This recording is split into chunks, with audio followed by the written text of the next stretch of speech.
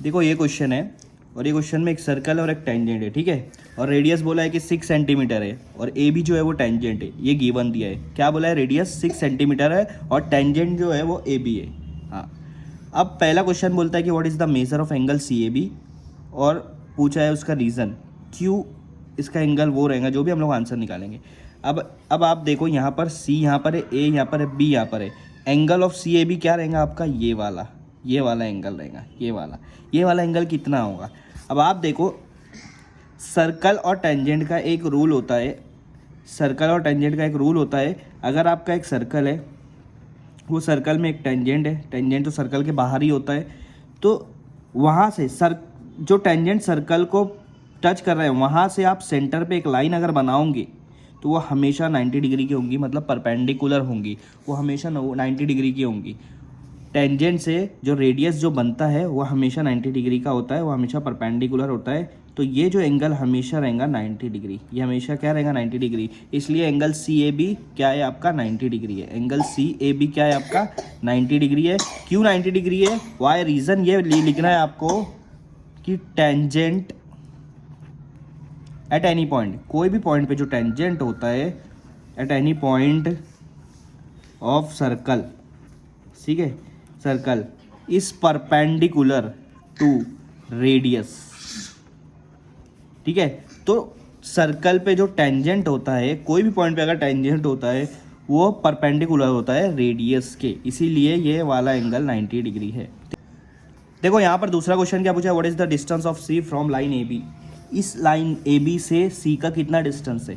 जाहिर सी बात है, ए बी से सी का डिस्टेंस है उसका रेडियस। तो सी का distance of A B from C, distance of C, point C from A B से इज इक्वल टू रेडियस। मतलब ए बी से सी का डिस्टेंस हमेशा उसका रेडियस रहेगा। तो यहाँ पर उसका डिस्टेंस जो है, डिस्टेंस मैं निकाल लेता हूँ, उसके रेडियस के बराबर है और रेडियस यहाँ पर है 6 सेंटीमीटर। तो सेकंड का आंसर आएगा 6 सेंटीमीटर, ठीक है। अब थर्ड का आंसर बता दो। थर्ड क्वेश्चन क्या है? Distance of A B 6 centimetre. उन्होंने बोला है कि ये जो ए बी का डिस्टेंस है ये 6 सेंटीमीटर है, तो डिस्टेंस ऑफ बी सी निकालना है। अब आप देख रहे हो सर्कल के अंदर ये वाला आपका सी से लेके ए और ए से लेके बी दिया हुआ है, ये भी 6 सेंटीमीटर है, ये भी 6 सेंटीमीटर है, ठीक है। तो उन्होंने बोला है कि बी और सी कितना होगा। अब मैंने पहले वाले क्वेश्चन में बताया था कि ये वाला टेंजेंट से जो आपका रेडियस बन रहा है हमेशा 90 डिग्री होता है, तो ये वाला जो आपका ट्राइंगल बन रहा है, ये ट्राइंगल आपका बनेगा 90 डिग्री वाला, और 90 डिग्री वाले ट्राइंगल में लगता है पाइथागोरस थ्योरम, ठीक है। 90 डिग्री वाले ट्राइंगल में क्या लगता है? Pythagoras theorem. अब पाइथागोरस थ्योरम सिंपल सा कंसेप्ट है, जो भी 90 डिग्री का एंगल है उसके सामने वाली साइड ले लो। 90 डिग्री यहाँ पर है तो उसके सामने वाली साइड कौन सी होंगी? बी सी ले लो, उसका स्क्वायर करो, ठीक है। उसके बाद इक्वल टू लिख दो। इक्वल टू लिखने के बाद बाकी जो दो बची हुई साइड है उसको ले लो, ए बी और ए सी, इन दोनों के बीच में प्लस लगाओ और दोनों पे स्क्वायर लगा दो। ये आपका पाइथागोरस थ्योरम है, ठीक है। अब ए बी कितना दिया हुआ है आपको? ए बी बोले तो ये वाला थर्ड वाले क्वेश्चन में दिया है कि ए बी 6 सेंटीमीटर, तो ए बी की जगह मैं 6 लिख दूंगा, उसके ऊपर स्क्वायर है तो इस पर भी स्क्वायर लगा दूंगा, प्लस ए सी कितना है? ये भी 6 है क्योंकि ये रेडियस के बराबर है और रेडियस पहले ही दिया है 6, तो 6 का स्क्वायर, 6 स्क्वायर प्लस 6 स्क्वायर, ठीक है। 6 का स्क्वायर होता है 36 और इधर भी 6 का स्क्वायर होगा 36 plus 36 is equal to B C square. मुझे निकालना है बी सी, मुझे क्या निकालना है? B C. तो B C square is equal to, अब 36 प्लस 36 मत करो, 36 कितने बार दिया है? 36 2 बार दिया है, तो मैं इसको ऐसे भी लिख सकता हूँ 2 मल्टीप्लाई बाई 36। 36 और 36 72 ही होता है, 2 मल्टीप्लाई बाई 36 करेंगे तो भी 72 होगा, चाहे 72 लिखो चाहे ऐसे लिखो। तो जब भी स्क्वायर या रूट आता है तो आपको ऐसे लिखना ज़रूरी है क्योंकि ये इजी पड़ता है, ठीक है। तो मैंने क्या कर दिया, 36 2 बार, इसलिए 2 multiply by 36, B C square हो गया आपका 2 मल्टीप्लाई बाई 36। अब स्क्वायर कभी भी दूसरे साइड जाता है तो रूट हो जाता है, क्या हो जाता है? Root, square root. तो यहाँ स्क्वायर रूट के अंदर आ जाएंगे 2 मल्टीप्लाई बाई 36। अब 2 के स्क्वायर रूट के अंदर 2 टर्म है, 2 भी है 36 भी है, दोनों को मैं अलग कर दूंगा, √2 को अलग, √36 को अलग। लेकिन हमको पता है √2 का रूट तो नहीं निकलता है, मतलब आपके नेचुरल नंबर या होल नंबर में नहीं निकलेगा, तो लेकिन √36 निकलता है। √36 क्या होता है? 6 होता है। √36 क्या होता है? 6 होता है। तो √36 का मैं 6 लिख दूंगा और √2 वैसे के वैसे लिखूंगा। तो ये मेरा आ गया BC का डिस्टेंस। कितना आया? 6√2 सेंटीमीटर। तो ये थर्ड क्वेश्चन आपका यहाँ पर कंप्लीट होता है। अब फोर्थ क्वेश्चन की बात करते हैं। फोर्थ क्वेश्चन में क्या बोला कि what is major of angle ABC। मैं फोर्थ क्वेश्चन बता देता हूँ, what is major of angle ABC। उन्होंने बोला है एंगल ABC मतलब ये वाला एंगल।